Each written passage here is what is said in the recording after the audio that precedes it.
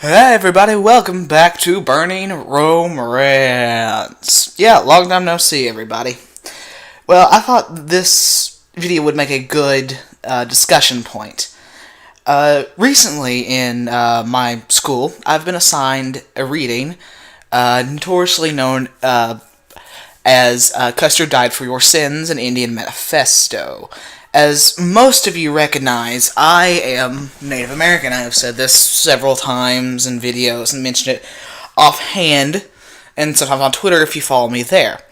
Well, reading this text is like reading probably the penultimate of progressive, regressive worldviews.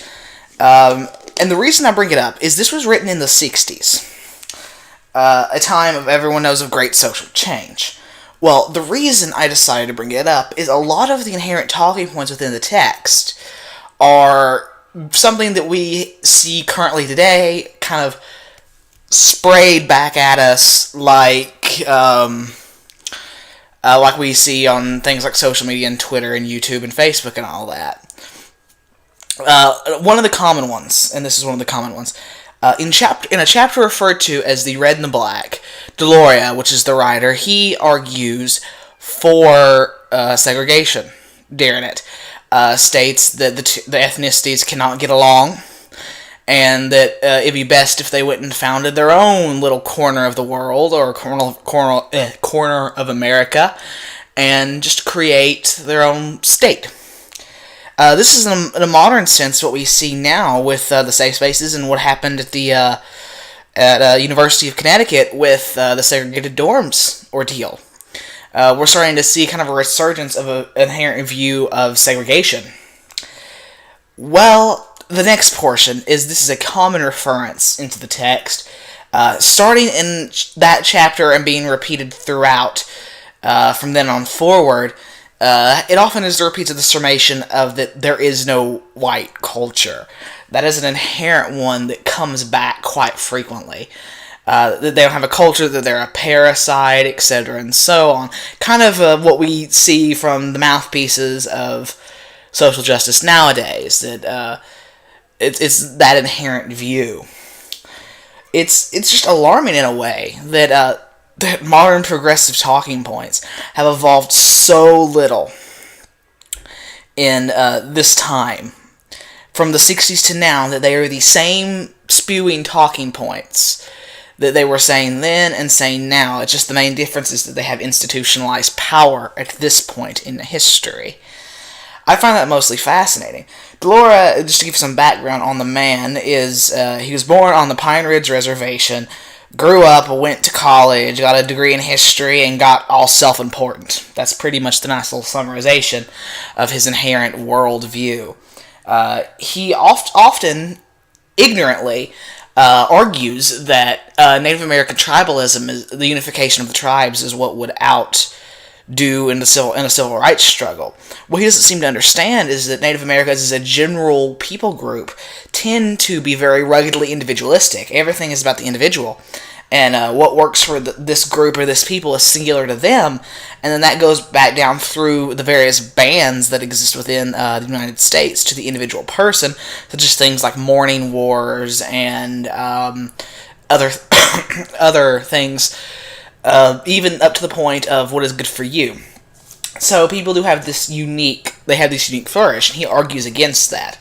What this inherently means to me is that the left, even since then, the far left, I should say, in a correction of terms, even at that point, did not seem to care about realities, getting in the way of the narrative. And that's something, the reason I bring this up, and it's such an old text, and the reason I bring this up is, overarchingly, it's pretty clear that we're dealing with an older way of thinking. This just didn't begin in the 90s. This was in the 60s and 70s. This was there, as Camellia Paglia openly states it was. That's just, I thought this would be a good reminder to you, and I recommend reading this text to understand their arguments better.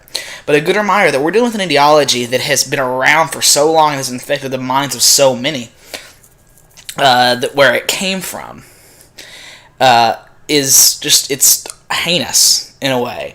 Because when you're arguing for a pro-segregation United States, and when you're also arguing that people don't have cultures and that there are viruses and plagues on the world, you're inherently losing pretty much anyone with any common decency. And all you have left are these radicals that inherently seem to think they're right because everyone sucks themselves off in academic circles to the point that they are correct. We have to realize that we're dealing with people that are masters of the echo chamber, that are masters of not discussing. Because I seriously doubt Delora debated anybody over this. A lot of what he talks about is assertion without any facts, straight out lies. He will lie a lot, and just trying to make his argument better. Now, initially, under my impressions of reading in this text, it's pretty clear that the original idea behind it, I thought, was kind of just an exploration of how extreme things are. No, this man is clearly not mentally there and clearly mentally unstable. One of the more common things that he does is he will conflate his lived experiences with everyone else's, which we see quite frequently. How the modern left conflates lived experience of one, or, as it is important, of one to all, and then they don't seem to realize that people are unique within their own bounds, and it's pretty inherent that they want to ignore that. Anything that contradicts the narrative. Another common thing is he'll often ignore tribes, or nations, as they are more properly called, that are more universally accepting of a new way of life, and he ignores them and berates them quite frequently.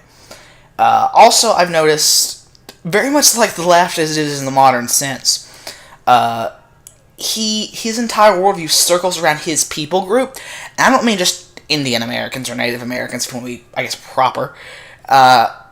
It's around the Sioux, and that's his inherent view. He projects the culture of those people and the lived experiences of those people onto everyone else, and it's in that sense that he does that. So really what I'm overall saying is these people, this is an Indian who doesn't understand his own culture, his own society, and doesn't understand the uniqueness of various nations, and I think this pulls back to what we think of as the regressive left. They don't understand their own culture that they're in, they don't understand the society they're in, but they want to change, but they see it in a certain inherent light, and nothing will budge them from that assertion. Anyway, guys, I just wanted to give you guys this little bit of a rant. It's been a long time. It's a long one, and I hope you guys like it. See you guys around next time.